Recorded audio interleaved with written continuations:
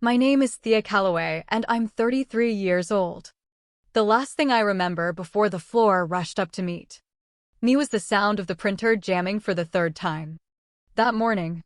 Such a tiny, ridiculous detail. Yet somehow it felt more real than the crushing pain spreading through my chest. One second, I was reaching for a stack of patient charts. The next, I was lying on the cold tile floor of the nurse's station, while the edges of the world blurred into a soft gray haze. Someone was yelling my name. Someone else was shouting for a crash cart. And, for real, my first ridiculous thought was that I still had 4 more charts to finish before my shift ended. I woke beneath harsh fluorescent lights, within 4 taped to the back of my hand, and the steady beep of a monitor somewhere near my head. A doctor I didn't recognize was reading from my chart, while a nurse I did recognize, someone I'd worked beside for 6 years, was gripping my fingers like she was trying to keep me anchored to the bed. My chest hurt in a way I couldn't quite describe. My throat felt dry enough to crack. When I asked what had happened, she looked me straight in the eye and quietly told me my heart had stopped for almost 40 seconds before they managed to restart it. 40 seconds. I kept rolling, that number around in my head like it belonged to somebody else's life instead of mine. They told me they'd already called my parents. Of course they had. They were still listed as my emergency contacts on every form I'd filled out since nursing school. Some habits are kinda hard to break, even when deep down you know you probably should have. So I waited. Tubes ran into my arm. My heartbeat flashed across the monitor above me. Every single time the door opened, I turned my head, expecting to see my mother rushing in with that familiar panic she used to have whenever I scraped my knee as a little girl. But it never happened. Instead, another nurse came in to check my vitals. A resident asked me to rate my pain from 1 to 10. An orderly wheeled in a tray of food I couldn't even look at, let alone eat. By the second day, when the cardiologist explained I'd need a procedure to correct the arrhythmia that had nearly killed me, something inside me finally clicked. My life had changed forever, and I hadn't even been given the chance to prepare for it. My parents still hadn't shown up. Not a phone call, not a text, nothing waiting on my phone when I finally had enough strength to unlock it. What I did find, though, made my stomach sink. Scrolling through social media with hands that still trembled from the sedation, I landed on my sister Simone's page. There she was, smiling in oversized sunglasses on my parents' back patio. A pitcher of lemonade sat on the table beside her, beads of condensation running down the glass, while my mother laughed with her drink raised toward the camera. Then I saw the caption. Finally, a day without the drama. 62 likes. More than a dozen comments agreeing that peace had finally returned to the house. No way. I read it twice just to make sure I wasn't missing something. Maybe it was an old post. Maybe it had nothing to do with me. It didn't. The timestamp matched almost exactly the hour I'd been wheeled into the cath lab, while a surgeon threaded a wire through the vein in my leg to repair the condition that had stopped my heart. My mother was raising a glass to celebrate how quiet the house felt without me, while the surgeon was threading a wire through the vein in my leg to repair the thing that had stopped my heart. My mother was raising a glass to celebrate how peaceful the house felt without me. I want to explain something about my family because it honestly matters here. For as long as I can remember, I'd always been cast as the difficult one. The daughter who asked too many questions. The one who pushed back whenever something felt unfair.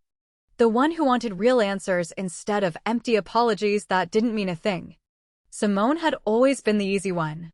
The golden child. The one who nodded along with whatever my parents wanted. And she was rewarded for it every single time. For years, I convinced myself my place in the family was only temporary. I figured eventually they'd notice how hard I worked, how much I'd sacrificed, how far I'd come from the little girl who used to cry herself to sleep after every holiday argument. That's part of why I became a nurse. I wanted to matter to somebody. I wanted to be needed in a way nobody could deny. And there I was. Needed in the most literal way a human being can ever be needed.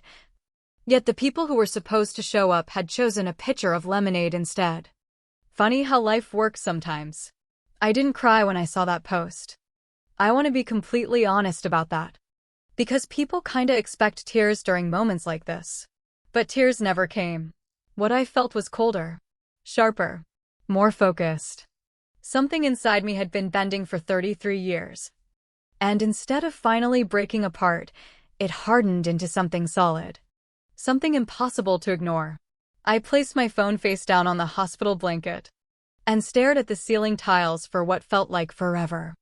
But I wasn't thinking about my heart anymore. I was running through numbers, calculations, options. Because there was one thing my parents didn't know I still had access to. One thing they'd always assumed belonged to them forever. Something tucked away and forgotten. Just like people forget about things they believe will never be questioned. Lying there with a fresh puncture wound in my leg, and a monitor tracking every beat of the heart that had almost quit on me for good. I reached for my phone again. This time, I didn't hesitate. I found the number I'd been looking for. Then I made the first call. The person who answered was Harlan Voss, my parents' longtime attorney. He'd handled nearly every legal document my family had signed over the last 20 years, including one that almost everyone had conveniently forgotten I was part of. 7 years earlier, before my grandmother passed away, she'd placed the lake house in Cattaraugus County into a small family trust. Because I was the only grandchild who actually spent summers there with her, fishing off the dock, helping her can tomatoes every August, and making memories that still felt real, she'd named me as co-trustee alongside my mother. Back then, it felt more sentimental than strategic. My parents treated the property like it was completely theirs after that. They rented it out during the busy season, hosted every family holiday there, made every decision without asking for my opinion because they assumed correctly for years that I would never push back. Truth is, I never wanted another fight. Life already had enough of those. Harlan picked up on the second ring. The moment I explained where I was calling from and what had happened, the calm, polished tone of a lawyer who'd handled countless family disputes instantly changed. He sounded genuinely concerned. His first question wasn't about the trust. It wasn't about paperwork. It wasn't even about the house. He simply asked, "Thea, are you okay, kid?" I told him I was stable. The procedure had gone well. And now I needed him to walk me through my options as co-trustee, specifically when it came to selling the property. There was a long pause on the other end of the line. Then he asked the question I knew was coming. "Are you absolutely sure?" I didn't even have to think about it. I told him I'd never been more certain of anything in my entire life. Then I asked him to start drafting the paperwork, to list the lake house with a broker that very week. He didn't argue. Honestly, I appreciated that more than he probably realized. Instead, he asked one practical question. "Do you want your parents notified before the listing goes live or after?" For a second, I stared out the hospital window before answering. After. It wasn't because I wanted revenge. Even if I can understand why someone might see it that way. It was because I'd spent 33 years giving my family advance warning before I made any decision. That might upset them. I softened every hard truth. I apologized before I'd even finished speaking. I bent over backward, trying to keep the peace. And, buddy, I was done doing that for people who couldn't even sit in a hospital waiting room. While doctors restarted my heart, the paperwork moved quickly. 9 days later, while I was still recovering at home with a compression bandage wrapped around my leg and a bottle of beta blockers sitting on my nightstand, the listing officially went live. It didn't take long. Within a couple of hours, my phone started blowing up. My mother called first. 3 missed calls back to back. Then came a voicemail. At first, she sounded confused. By the end of the message, she was absolutely furious. A few minutes later, my father called. His voice was calmer, more controlled, but the anger underneath every word was impossible to miss. He wanted to know how I could possibly do something like this to the family. As if the family hadn't spent years doing the exact same thing to me. Then Simone reached out. Apparently. A neighbor had spotted the for sale sign at the end of the driveway and called her. Her text was short. "You're seriously doing this because of a Facebook post?" I stared at those words for a long time. For real, they almost made me laugh. Because somehow, that was still what she thought this was about. Finally, I typed back. It was never about a Facebook post. It was about 40 seconds. It was about lying in a hospital bed, staring at an empty doorway. It was about spending my whole life being labeled the difficult daughter simply because I wanted the same basic love and care everyone else in this family got without ever having to ask. I told her that seeing a picture of lemonade, sunglasses, and smiling faces while I was in surgery hadn't started anything. It had simply exposed something that had been true for a very long time. Something I'd been too scared to face until my own heart literally forced me to. A few hours later, my mother called again. This time her voice wasn't angry. It was shaking. She asked if there was anything at all, she could do to stop the sale. I quietly told her the paperwork had already been filed. The first showing was scheduled for the following weekend. She went silent. Then she asked how I could be so cold. I took a slow breath before answering. I learned from the best. It wasn't a kind thing to say. I'm not going to pretend it was. But it was the truth. And honesty had been missing from our relationship for a whole lot of years. The lake house sold 6 weeks later.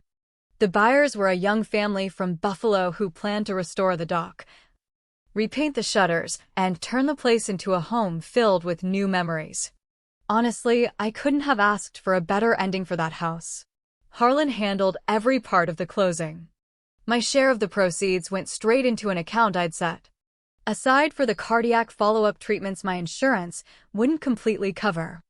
There was even a little money left over. For the first time in years, I used it on myself. I finally booked the trip I'd been putting off for what felt like forever. No guilt. No asking for permission. No second-guessing. Just me. My parents haven't spoken to me since the day the sale officially closed. Not one phone call. Not one message. Nothing. Simone still texts every once in a while. Her messages are short, awkward, a little stiff, but she reaches out. And honestly, that's more than I can say about the two people who were supposed to come running the moment a hospital called to tell them their daughter almost died. Every now and then I still think about that caption. Finally, a day without the drama. I catch myself wondering whether they've figured out who the real drama actually was. Maybe they have. Maybe they never will.